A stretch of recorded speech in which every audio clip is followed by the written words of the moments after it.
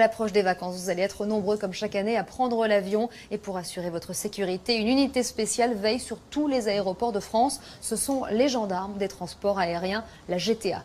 Exceptionnellement, ils nous ont ouvert leurs portes. C'est un document réalisé par Benjamin Colmont.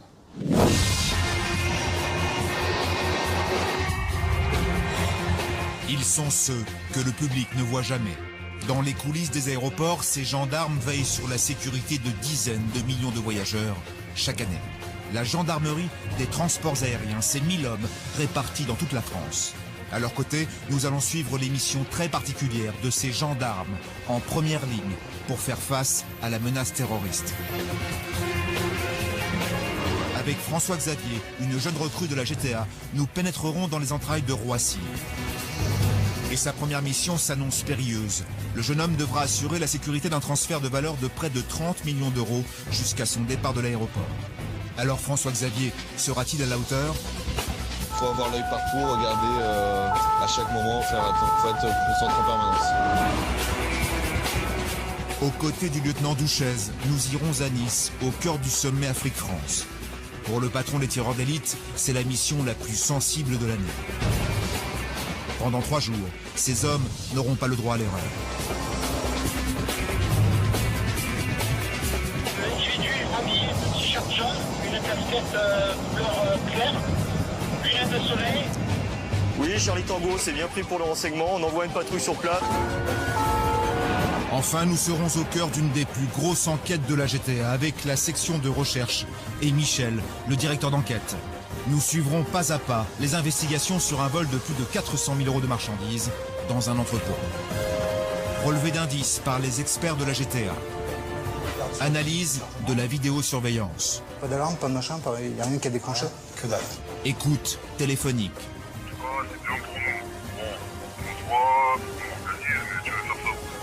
Nous verrons chaque étape de cette enquête de 5 mois jusqu'à l'arrestation des principaux suspects. La gendarmerie, ouvrez la porte tout de suite! La gendarmerie! Vous venez chercher votre fils?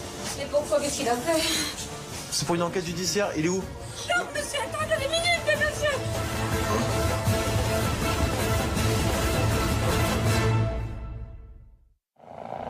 Aéroport de Nice, 30 mai 2010. La ville s'apprête à accueillir le 27e sommet Afrique-France. Dans l'un de ses hélicoptères, le lieutenant Douchez. À la tête de son équipe de tireurs d'élite, il s'est déplacé depuis Roissy pour compléter le dispositif de sécurité du sommet. Pendant 3 jours, une 50aine de chefs d'État africains et le président de la République, Nicolas Sarkozy, sont réunis sur la Côte d'Azur. Je veux, en liaison permanente avec l'ensemble des acteurs engagés sur le dispositif, mettre en place une observation de l'environnement de l'aéroport, en mesure de pouvoir neutraliser toute menace clairement identifiée. C'est une mission importante parce qu'on ne peut pas écarter bien sûr tout ce qui peut être menace terroriste, on ne peut pas écarter des actions de groupes ou de groupuscules avec des intentions malveillantes, on ne peut pas écarter des actes isolés, de déséquilibrés. Donc tout ce panel de menaces est pris en compte de façon à proposer une réponse adaptée au risque. Cette mission aura nécessité près de 3 mois de préparation. Et pour affiner sa stratégie de défense et l'emplacement de ses tireurs, le lieutenant Douchez effectue une ultime reconnaissance aérienne. Car pendant ces quelques jours, la moindre erreur peut être fatale. Le repérage par les airs apporte une plus-value car il nous permet au sens propre ou au sens figuré de prendre de la hauteur par rapport à l'environnement et de prendre en compte certains points particuliers, notamment des points hauts dont je n'aurai pas la vision au sol. J'observe à la fois les différents itinéraires, les différents cheminements d'accès sur l'aéroport, également certains points particuliers, type les bâtiments en hauteur, dans l'environnement immédiat de l'aéroport. Le repérage terminé, et à 1 heure de l'arrivée de la première délégation, les 6 tireurs d'élite se mettent en place. Une première équipe est déjà positionnée sur le toit d'un hôtel pour surveiller les avions et le pavillon d'honneur. Au même instant, un deuxième binôme se place sur le toit de l'aéroport pour veiller sur le parking et le portail, donnant un accès direct aux pistes. Bon les gars, secteur CAM sur vos zones de surveillance. Informatif maintenant, secteur calme. Rien de particulier. Bon, bien prise en compte du point particulier des 2 routes qui passent devant vous là. Voilà. Donc tenez le secteur et puis rendez compte en cas d'événement particulier. Le point le plus stratégique est confié à Eric et Jean-Marc, les deux tireurs les plus expérimentés. En plein centre du tarmac, ils ont un point de vue sur toutes les pistes et les appareils en stationnement. Pour ces hommes, la concentration est maximale. Quand le président de la République va arriver, la tension sera au maximum, hein, c'est sûr. Mais il y a d'autres pays, de par leur situation géographique, qui sont classés sensibles et qui méritent aussi toute notre attention. Il n'y a pas de demi-mesure sur une autorité. Hein. On fait le travail à fond, quoi. Il est 14 h. La première délégation arrive. L'avion de l'ancien président égyptien Hosni Moubarak vient de se poser. Il ne le sait pas encore, mais ce sommet Afrique-France sera son dernier. Sur les toits, les tireurs d'élite scrutent le moindre détail quand, soudain... L'individu habillé de t-shirt jaune, une casquette couleur claire, lunettes de soleil. Oui, Charlie Tango, c'est bien pris pour le renseignement. On envoie une patrouille sur place pour vérifier la véracité du renseignement. Un homme vient de franchir le périmètre de sécurité. On fait le point sur la carte. Je te rends compte dès mon arrivée. Stéphane, à cheval, on a une activation. D'accord. Une équipe de gendarmes doit, sans attendre, se rendre sur les lieux pour s'assurer des intentions de l'intrus. Donc là, apparemment, on a été déclenché un individu qui est sur l'enrochement et qui a franchi les limites non autorisées par de simples curieux qui veulent venir voir des appareils décoller ou atterrir, ou alors avec une menace beaucoup plus importante qui pourrait attenter à la sécurité du transport aérien. Apparemment, Steph, il a dû arriver par là. Hein. Oui, bravo papa, donc nous sommes sur place. On va faire une recherche approfondie. On te rappelle dès qu'on a une information complémentaire. Oui. Non, il est pas dans la zone. C'est un pêcheur, ouais, je vois les deux cannes à pêche. Donc là, on vérifie au plus près, parce qu'on ne voit pas ce qui se passe à proximité de la mer, pour vérifier qu'il n'y a vraiment absolument personne. Ici, Charlie Tango, levez de doute sur la menace que vous avez signalée. Charlie Tango 2, c'est bien reçu. Fausse alerte. Ce pêcheur ne le saura sans doute jamais, mais il vient de passer à côté d'une interpellation musclée. Plus de peur que de mal donc, la délégation peut débarquer et quitter rapidement l'aéroport. Tout au long de l'après-midi, les arrivées de chefs d'État se succèdent, sous la surveillance des tireurs d'élite.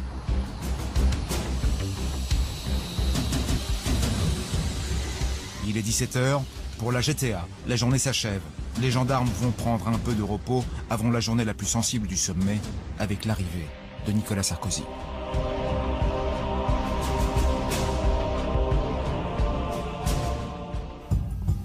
Le lendemain, le colonel Redin, le patron de la GTA de Nice, est sur son 31. L'appareil de la République française, avec Nicolas Sarkozy à son bord, est en approche. Le capitaine, il est où, là? Et le temps presse. Le colonel doit rejoindre la rangée d'officiels. L'attente commence.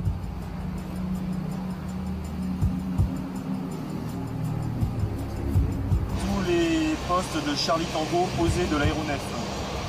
L'avion présidentiel vient d'atterrir. L'atmosphère se tend.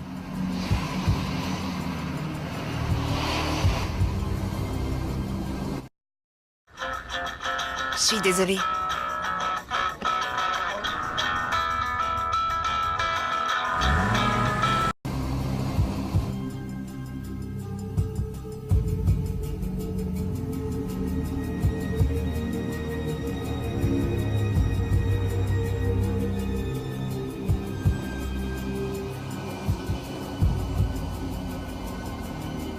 Une apparition furtive, quelques mains serrées, et Nicolas Sarkozy s'engouffre dans sa voiture. Il sera resté moins de 10 minutes sur l'aéroport de Nice. Le colonel peut souffler. Ça s'est bien passé. Quelques soucis au départ pour le positionnement des cortèges, mais sinon globalement ça s'est bien passé. Sur le tarmac, l'avion présidentiel restera sous la surveillance de la GTA jusqu'au départ de Nicolas Sarkozy, le lendemain. Pour le lieutenant Douchez et ses hommes, la mission est réussie. Ils quittent Nice pour rejoindre leur base, à Roissy.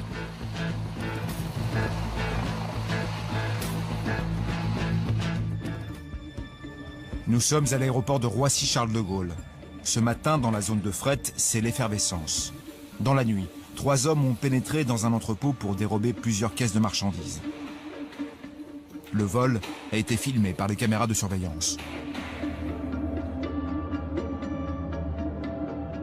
Les images sont à l'étude, mais dans un premier temps, une équipe de la gendarmerie des transports aériens se rend sur les lieux. À bord de cette voiture, Philippe et Richard, 2 experts de la section de recherche de la GTA. Donc c'était là. Ouais, écoute, on va aller regarder ça. Tiens, regarde, on dirait qu'il y a une trace de pas là. Ouais, l'extincteur. Ouais, l'extincteur. Pour éviter de polluer la Seine, donc on va les s'équiper avec des combinaisons spéciales, de manière à pouvoir venir faire les prélèvements qui pourraient être nécessaires. Pour les experts de la GTA, l'enquête commence. Premier travail, les photos qui permettent de conserver une image exacte des lieux avant que le moindre élément de preuve ne soit manipulé. Tu t'occupes des photos? Ouais. Ah, je vais commencer à regarder. Si on trouve des traces? Ouais. D'accord, vas-y. Plus de 6000 tonnes de marchandises transitent chaque jour à Roissy. Dans cet entrepôt se trouvaient des vêtements de marque, des ordinateurs portables et des parfums de luxe. En quelques heures, les voleurs ont dérobé plus de 400 000 € de marchandises. Un vol d'une telle importance est extrêmement rare. Seulement 1 ou 2 par an.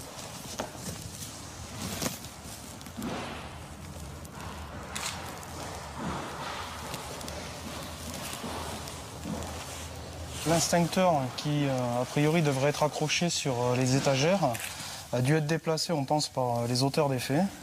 Et on va essayer de faire une petite recherche de traces papillaires à l'aide de poudre prévue à cet effet.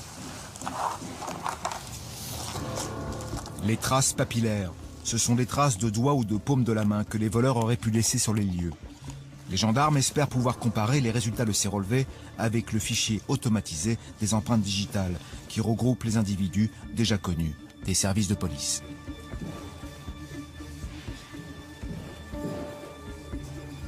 C'est important parce que c'est ce qui permet aujourd'hui d'apporter vraiment l'élément matériel qui permettra d'identifier éventuellement l'auteur des faits.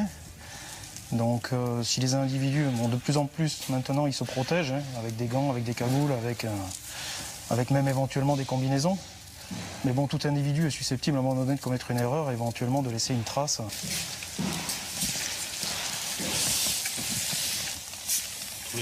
Alors regarde, on dirait une trace de main qui a glissé là sur l'extincteur. Ouais.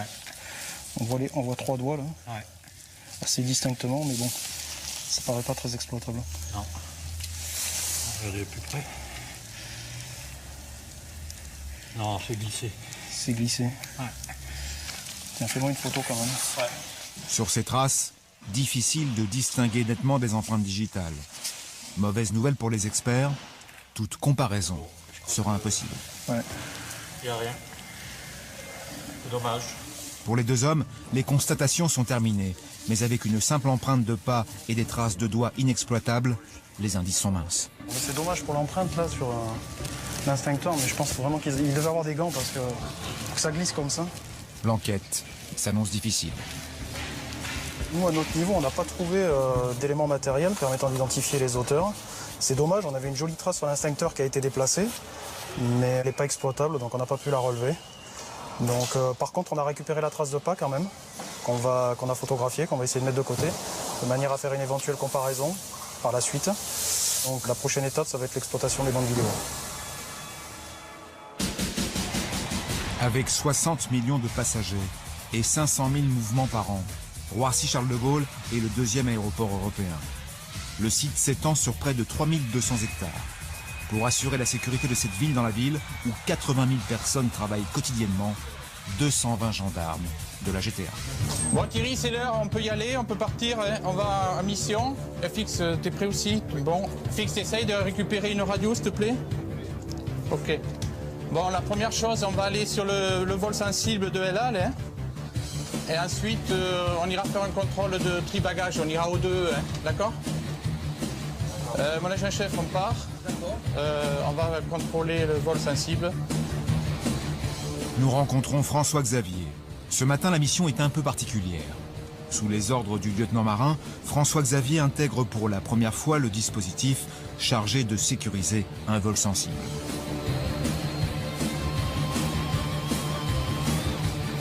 Cet avion de la compagnie israélienne El Al fait partie des appareils les plus surveillés sur l'aéroport. On va prendre contact avec eux et puis ensuite on procède au contrôle.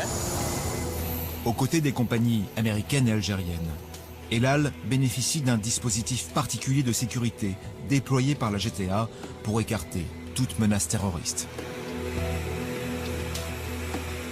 Sur un vol sensible pour El Al, nous avons un véhicule blindé qui est là pour deux missions, la mission de dissuasion et la mission de sécurisation. Bonjour. Bonjour. Vous avez procédé au contrôle déjà, quelque chose? Oui. D'accord. Vous avez fait... D'accord, je vais les voir. Ok, merci. On va prendre contact avec eux.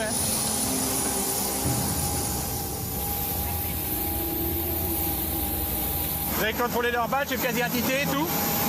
Vous le donnerez à la brigade tout à l'heure pour qu'on les passe au fichier. Hommes armés, véhicules blindés et présence renforcée, le dispositif est impressionnant. Aucun intrus ne doit pouvoir pénétrer sur le tarmac. Tu prendras l'immatriculation du véhicule aussi? Merci. On va vérifier les agents de nettoyage. Toute personne qui travaille sur cet aéronef doit avoir un badge et doit avoir une mission. Dernière mission, s'assurer que l'équipage est en sécurité jusqu'au prochain décollage. En rentrant, on salue le commandant de bord et l'équipage, et puis on procède au contrôle des personnes. Des agents du Mossad, les services secrets israéliens, seraient même présents à bord en toute discrétion. Il repart où le vol? Il repart à Tel Aviv? Oui. D'accord. À quelle heure là? 11. 11h? Ouais. Ok.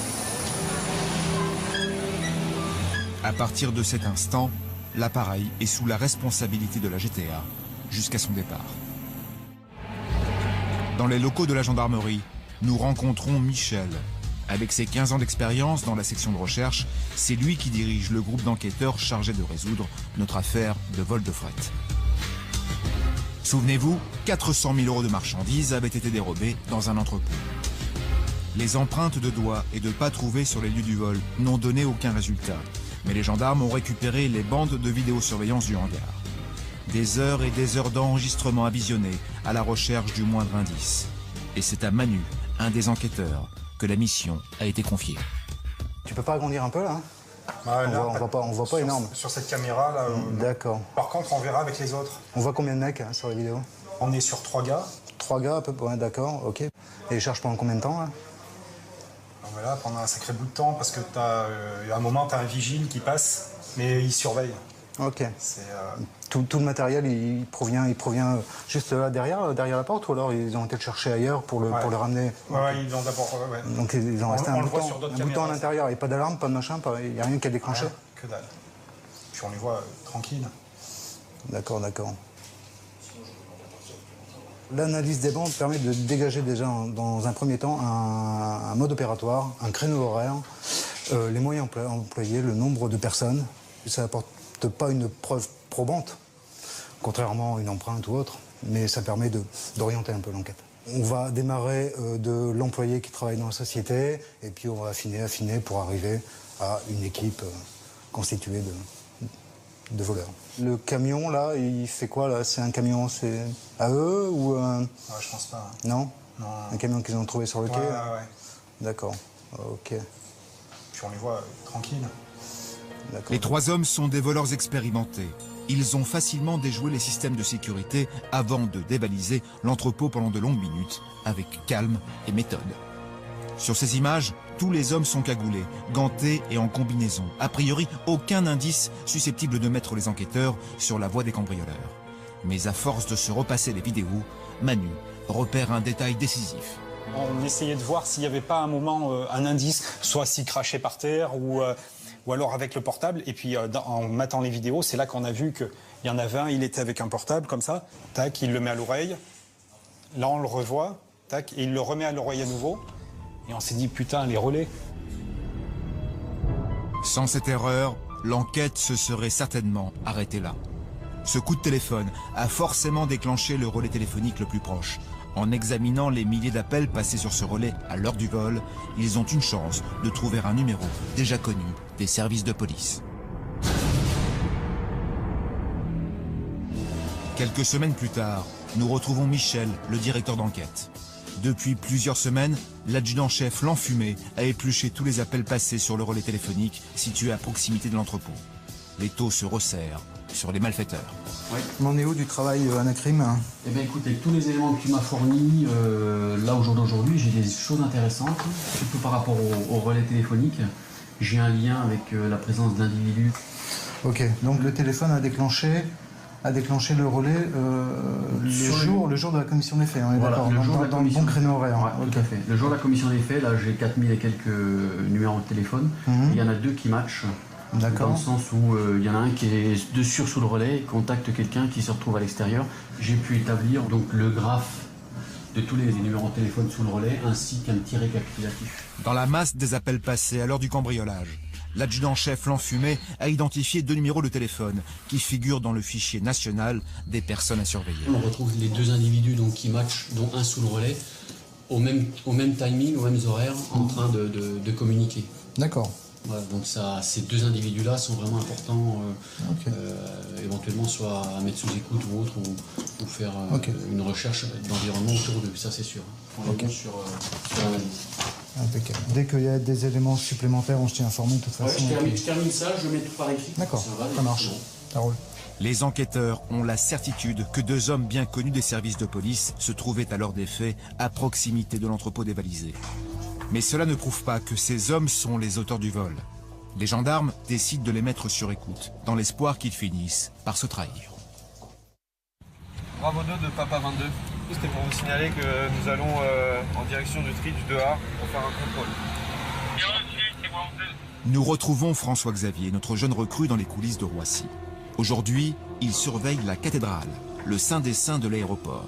Derrière ce surnom se cache l'entrepôt où transitent chaque jour plus de 100 000 bagages. La cathédrale est un lieu sous haute surveillance. Seule la GTA et les services de maintenance peuvent y pénétrer. 3 fois par jour, les gendarmes patrouillent dans cet immense hangar à l'affût du moindre objet ou mouvement suspect. Là, il y a un bagage là.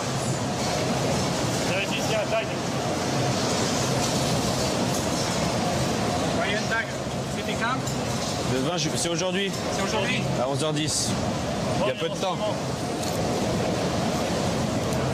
Ouais, 460. Ouais, 460. Mais c'est pas un bagage suspect comme ce soir. C'est un bagage qui a un numéro de taille, qui est listé, une reconnaissance, c'est pas un bagage suspect. Mais il repassera quand même dans... Il repassera au RX. Ouais, les contrôles. Hors de question de laisser ce bagage isolé.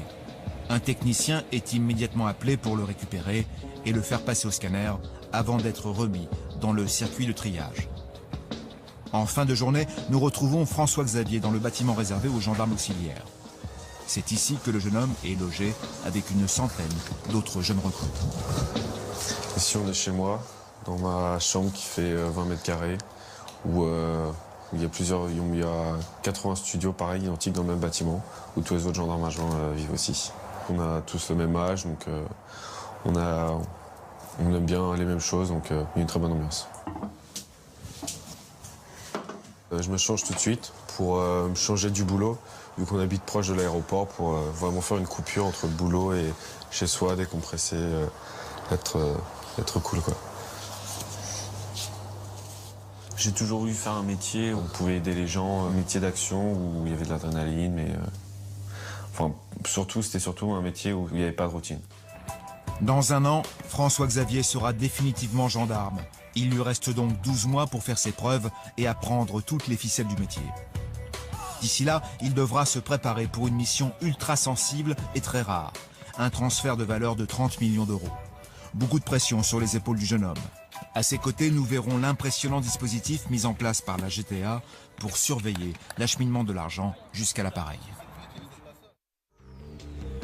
Quelques semaines plus tard, retour dans les locaux de la section de recherche.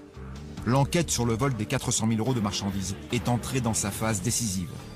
Depuis plusieurs semaines, les enquêteurs ont mis sur écoute les deux hommes identifiés par l'analyse des appels passés pendant le cambriolage. C'est Jeff qui est chargé d'épier la moindre conversation téléphonique des deux suspects. Et ce travail laborieux commence à payer. On m'a dit qu'on pouvait faire des trucs, là, t'as vu, mais je sais pas trop comment. En tout cas, c'est bien pour nous. Dans les milliers d'appels reçus et passés par les suspects et les centaines de SMS échangés. Ouais, ça va. Bon, en tout cas, ce serait bien qu'on voit, qu'on en parle. C'est les écoutes téléphoniques d'une personne qui nous intéresse. En l'occurrence, on a environ 300 appels par jour. Donc vérifier ce qui se dit, même les SMS. On ne fait pas ça à la légère. Il faut vraiment faire du mot à mot, même avec le verlan, même avec le parler des jeunes d'aujourd'hui. Donc ça prend énormément de temps. Les SMS, il y en a un qui pourrait nous intéresser. En tout cas, c'est bien pour nous. Bon, on se voit, on se plaisir, mais... D'ailleurs, je mets ça par ton bas, toi tu veux faire ça. Lui, il propose de faire ça sur le parking, comme d'habitude. De toute façon, on a le temps de voir ça. Une première écoute peut durer dans un premier temps 2 mois. Suivant les éléments qu'on a, ça peut encore durer 2 mois. Il n'y a pas réellement de délai. C'est un peu le terrain qui va parler, un peu l'écoute qui va parler, qui va nous dire comment on doit agir, si on doit agir rapidement, attendre. Il n'y a pas réellement de délai. Une enquête de vol de fret peut être faite très rapidement en flag. Voilà. Si on n'a pas d'éléments au départ, elle peut durer 1 an, 1 an et demi, 2 ans. Voilà. Parfois, un élément déterminant, il n'y aura qu'un seul élément déterminant sur une écoute de 4 mois, mais qui pourra faire que l'affaire soit résolue. Un peu, il faudra qu'on mette une OP. Je te tiens au courant dès que... Ok, il n'y a rien d'autre? Après 5 mois d'investigation, nos enquêteurs sont maintenant presque certains d'avoir identifié les auteurs du vol au nombre de 3.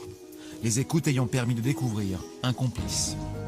Reste à présent à interpeller les suspects et retrouver les marchandises volées. L'opération est prévue dans quelques jours.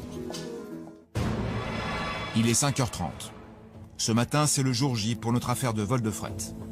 Devant le bâtiment Pégase, le QG de la GTA, 50 gendarmes s'apprêtent à interpeller les 3 hommes suspectés d'être les auteurs du vol. Ah, c'est bon, on est dans les times. Nous allons suivre 2 de ces équipes d'intervention. Quelques surveillants ici, tu connais. Bravo de Charlie, tu me reçois? Vous allez tout de suite vous poster à l'intersection de façon à ce que si le blanc sorte, vous puissiez être en mesure de l'interpeller. Hein. Il y a 3 équipes différentes, avec chacun un objectif différent. On se donne 6 heures comme top interne, donc à 6 heures on va interpeller 3 personnes simultanément. Il est 5h42. Le colonel Mulot et ses hommes se positionnent en bas d'un immeuble, prêts à investir l'appartement du premier suspect. À l'autre bout de la ville, l'équipe de Cédric s'apprête à intervenir dans un pavillon situé dans une zone résidentielle, d'habitude très calme. C'est là que le deuxième suspect, un jeune homme de bonne famille, vit avec ses parents. Donc là, il reste environ un quart d'heure, donc on commence à voir le stress qui monte un petit peu, là, le palpitant qui s'accélère, mais... D'accord, vous entrez, après je vous rejoins. Donc appui fixe et permanent, donc tu bouges pas tant qu'on n'est pas arrivé. Ouais, c'est bon, on y va.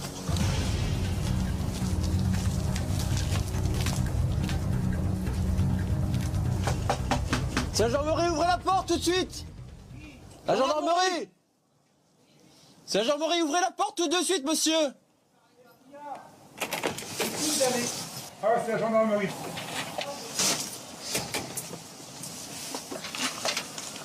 Vous partez comme ça? Non, il va. Vous venez chercher votre fils? Et pourquoi? Qu'est-ce qu'il a fait? C'est pour une enquête judiciaire, il est où? Bah oui, je vais vous dire, il dort, monsieur. Et on va le chercher. Allez, vite. Il y a la police, ah, mais arrêtez! Mais Il est où? Mais il dort, monsieur, attendez, monsieur! S'il vous plaît, éloignez-vous. Habillez-vous, monsieur, c'est bon? Non, mettez votre pantalon, là, il n'y a pas de problème. Allez. Vous avez rien de suspect sur vous? Pas de suspect. À part le caleçon, donc c'est bon? Au même moment, l'équipe du colonel Mulot investit l'appartement de l'autre suspect. Bonjour madame. Pourquoi?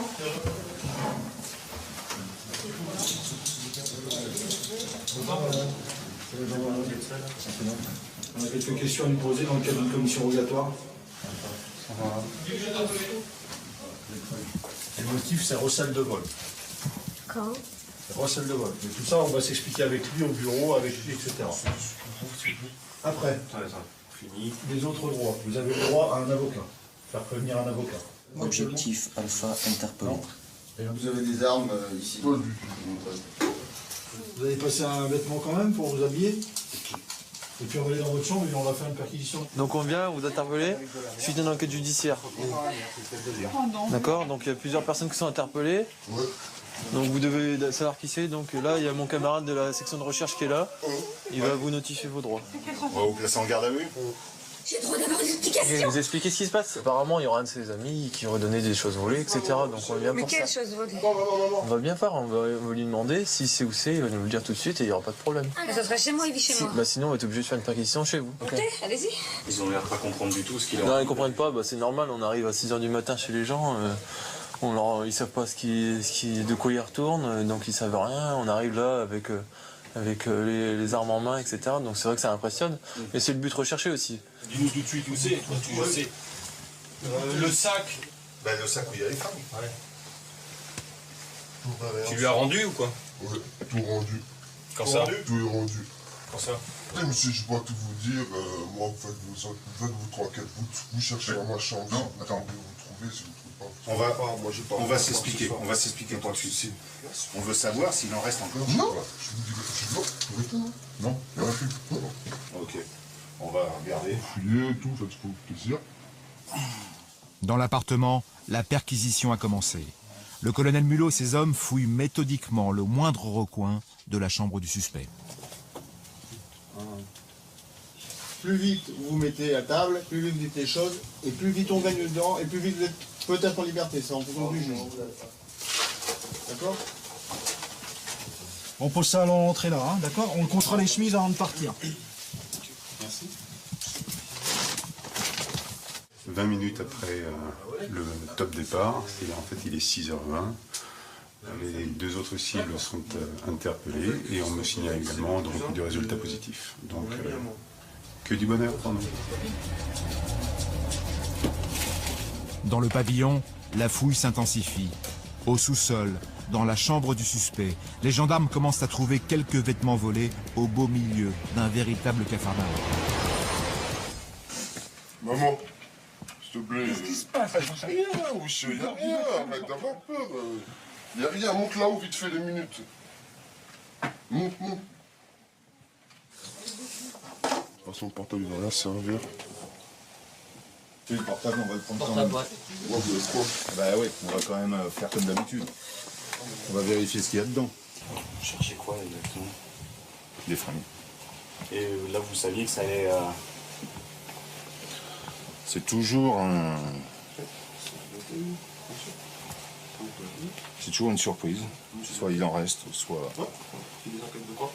Comment vous pouvez savoir où chercher dans une maison comme ça? C'est compliqué quand même. On a quelques petits indices.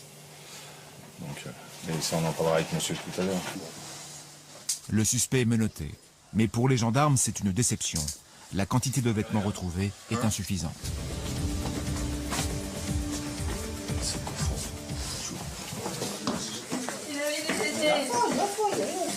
Bisous, pourquoi vous n'avez pas gagné toute la journée? Ah, si, il y a des chances. Oh, mais il n'a pas déjeuné, là. Bon, j'ai des nouvelles, hein. On va vous donner le numéro de téléphone sinon. On passera un petit coup de fil.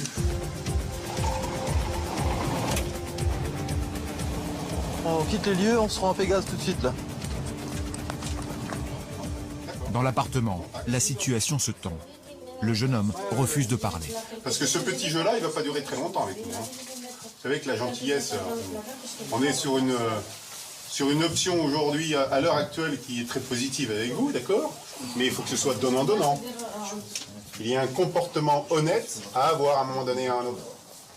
En même temps, vous faites votre boulot, hein. Merci, on ne peut pas vous reprocher de faire votre boulot. Merci, Michel. Je travaille. Je travaille peut-être plus que vous. Peut-être pas dans les mêmes conditions, mais je travaille. Ah, ça, j'en suis sûr et certain. Je fais beaucoup plus d'heures que vous. La nuit, c'est vrai que la nuit, vous êtes actif. Je peux? Allez-y. Pas de méchant, juste te dis... Non, C'est pas quelque chose, je te dis la vérité. D'accord. Vos parents, ils sont pas obligés de subir. Moi, je veux la vérité. Donc, tu parles la vérité, même si tu vas souffrir avec ça. D'accord? Et tu le dis si je suis honnête pour quelque chose, honnête pour rendre quelque chose. Parce que je ne m'attendais pas à ça. Justement, par respect pour eux, faites ça au moins. Vous avez des chemises chez Je te dis devant tout le monde, tu dis la vérité. Prenez, donc vous les êtes impliqués. Alors, pour l'instant, si je crois que c'est au moins ce que vous pouvez leur donner à vos parents. C'est dire la vérité. Dire la vérité pour qu'eux puissent être tranquilles. D'accord? Hein? Comme ça va t'apprendre sans impliquer vos parents. Ça va t'apprendre à faire la même chose.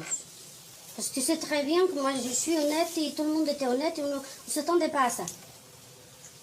D'accord? C'est pour ça qu'on est venu un peu calmement chez vous. Bien sûr, monsieur. Je vous remercie pour ça. Non, papa, non, c'est pas pour toi. Je peux tout de suite, hein. Tu n'as pas besoin de ça. Tu n'as pas besoin de ça. C'est pas grave. Après une heure de perquisition dans l'appartement, les gendarmes ont retrouvé une grande partie des vêtements volés.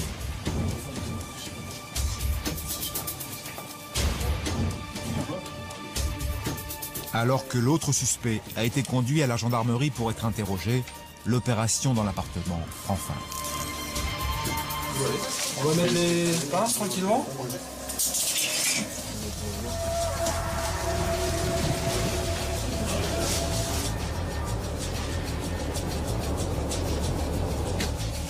Dans le bâtiment Pégase, alors que les interrogatoires ont commencé, les gendarmes comptent les vêtements retrouvés. Et problème, il manque un grand nombre de pièces. Une heure plus tard, un des suspects finit par craquer et avoue l'endroit où se trouve le reste de la marchandise. Pour les hommes de la GTA, il faut retourner dans le pavillon.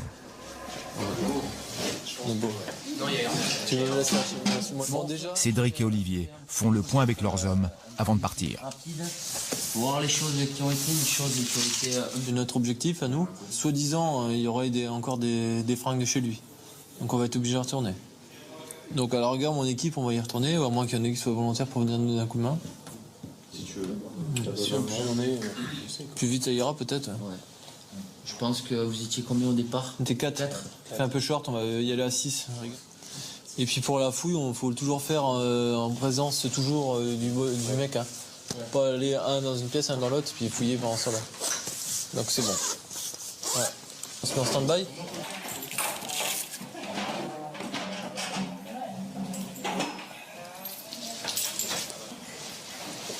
Alors le bilan d'opération de ce matin?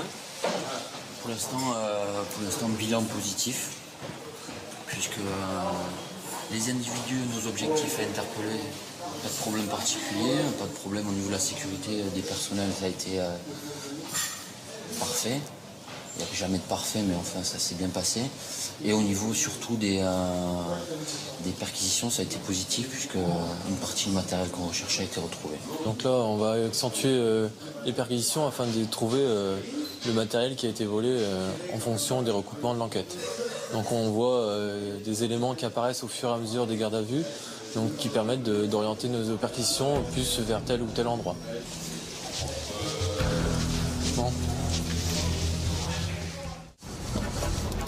Au même instant, nous retrouvons François Xavier à l'aéroport d'Orly.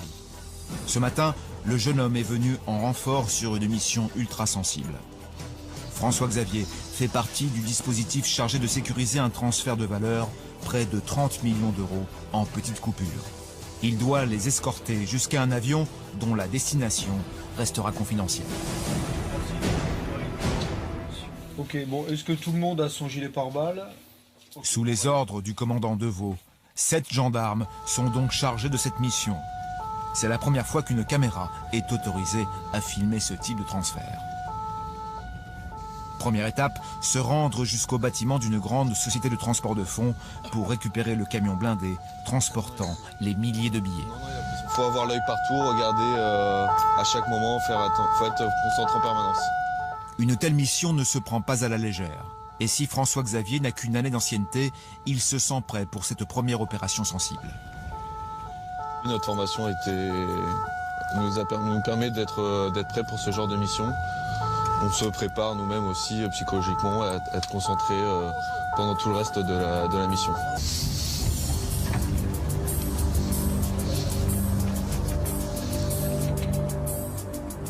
Aux abords des pistes de décollage, c'est dans un bâtiment anonyme que se cache le camion transportant les fonds. À l'arrivée des gendarmes, l'opération Marguerite peut commencer.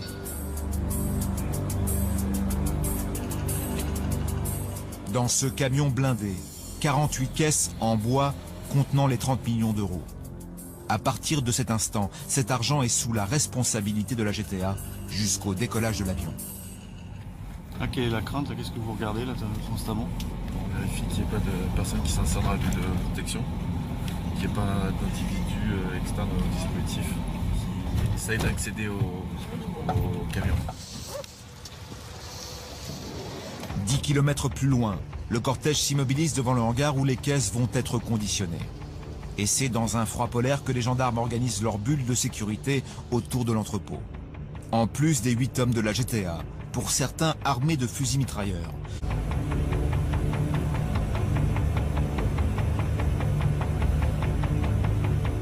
C'est quoi votre mission là, exactement?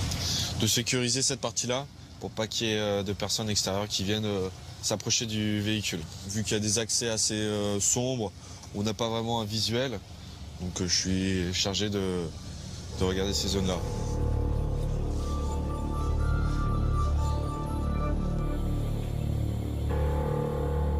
Dans chacune de ces caisses, près de 600 000 € en billets de 10, 20 et 50. Une par une, elles sont déchargées du camion pour être stockées dans ces conteneurs de la compagnie aérienne. C'est le moment où cet argent est le plus vulnérable.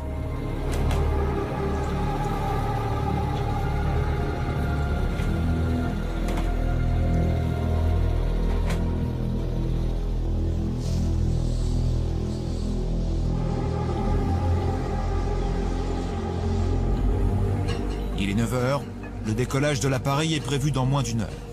La GTA doit maintenant escorter l'argent jusqu'à l'appareil pour être embarqué. C'est la 3e et ultime étape de la mission. C'est étonnant, mais c'est dans un avion de ligne régulière que sera convoyé l'argent. Sous haute protection, les conteneurs sont acheminés à proximité des soutes. Dernier moment de tension pour les gendarmes. Et pour François Xavier, ultime recommandation. Donc la zone à surveiller, c'est à peu près entre le début de l'avion, grosso modo, là, et puis ici. Jusqu'au véhicule, voilà, gendarmerie. Vous avez des personnels qui peuvent arriver. D'accord. S'il y a un problème qui peut arriver de ce côté-là. D'accord, très bien reçu.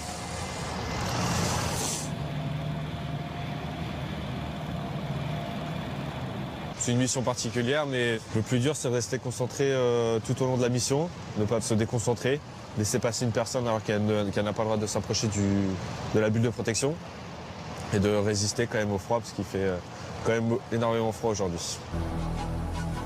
Le transfert peut commencer.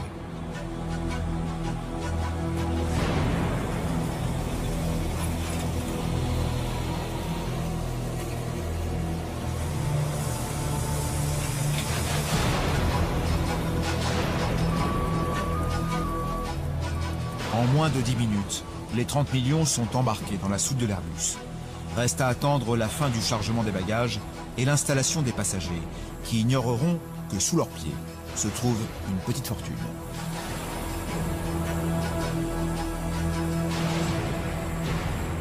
Il est 10 h, l'avion s'apprête à décoller. Mission réussie pour la GTA. Pour François Xavier, c'est le soulagement.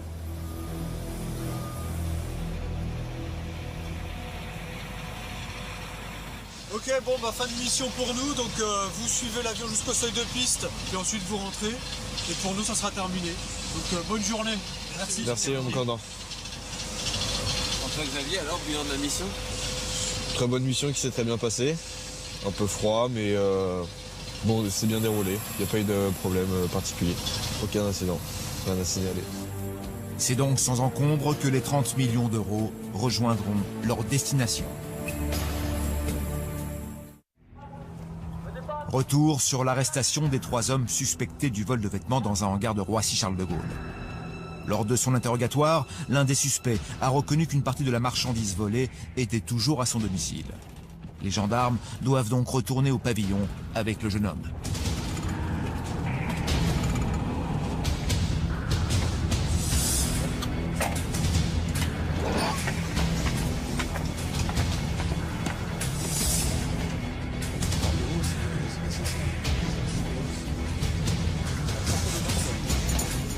C'est dans le garage que le suspect affirme avoir caché les sacs remplis de vêtements. Mais problème, à l'arrivée des gendarmes, ils ont disparu. Ah ouais, c'est mieux. On ne veut pas avoir de problème. Ouais. Tu veux passer? C'est bon. On met les sacs ce matin, donc la mère, si elle ne veut pas avoir de problème. Ah, les sacs, ils étaient là ce matin? Ouais. De la paix, hein, ça veut dire direct, tu lui dis direct qu'elle vienne avec les machins là, ouais. Comme ça on perd pas de temps. Ouais, parce que sinon, vaut mieux, parce que sinon, elle a fait ça pour, toi, pour me protéger, tu vois le délire. Ouais, c'est normal, c'est normal. D'accord. Ouais. Alors, comme ça, on va au plus simple. Et ça évite les problèmes. C'est la mère qui a caché les trucs volés pour protéger son fils. D'accord. Voilà. Donc dans ces cas-là, est-ce que l'objectif c'est de les récupérer et puis... Ouais, le plus vite possible avant qu'elle les ait jetés quelque part ou les ait détruits. Donc là, par contre, c'est une difficile leçon de preuve, donc la mère elle peut t'embêter aussi dans ce cas-là.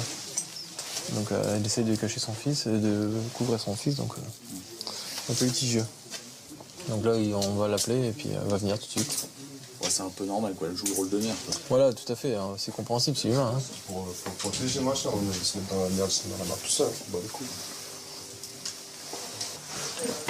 C'est une femme paniquée qui se présente aux gendarmes, qui ne sont pas au bout de leur surprise. La mère du suspect a confié les sacs à son ami pour les faire disparaître. J'ai dit à mon ami de les mettre chez lui, monsieur. Eh ben, vous l'appelez, vous lui dites de les ramener vite fait. Ouais, c'est moi. Je peux ramener les trucs là, les affaires, s'il vous plaît. C'est urgent. Les affaires, c'est urgent, parce que vas-y. Il y a la police à la maison, je suis là. Ok. En toute urgence. Faut ramener les affaires à la maison là. En toute urgence. Hein?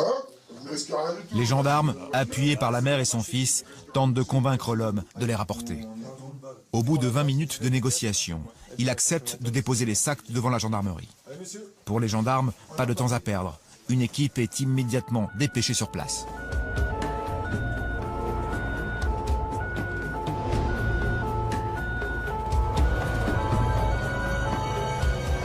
Devant la gendarmerie, l'attente commence. Mais lorsque l'homme arrive à proximité des gendarmes, il panique et décide de prendre la fuite. Regarde-le, ça, il fait demi-tour. Eh, Steph, remonte, il fait demi-tour.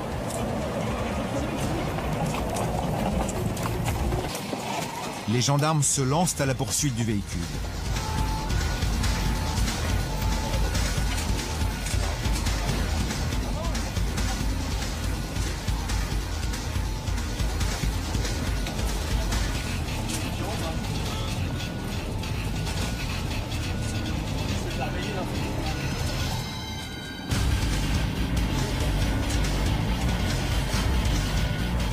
Alors qu'il était venu pour se rendre, l'homme tente le tout pour s'échapper.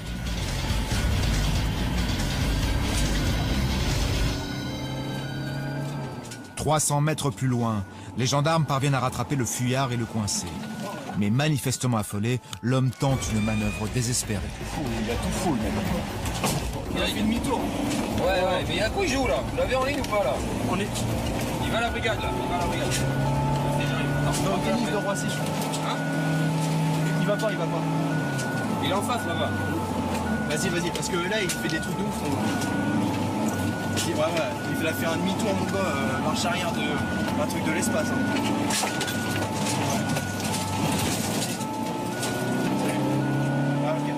Au bout de quelques minutes, les gendarmes rattrapent l'homme.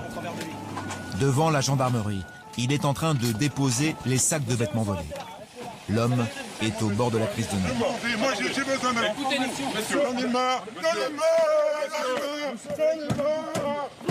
de cette méthode de vie. Quand vous avez votre marchandise, démerdez-vous maintenant. Après 5 mois d'enquête, les principaux suspects ont été arrêtés. Aujourd'hui, les 3 garçons dorment en prison dans l'attente de la fin de l'instruction.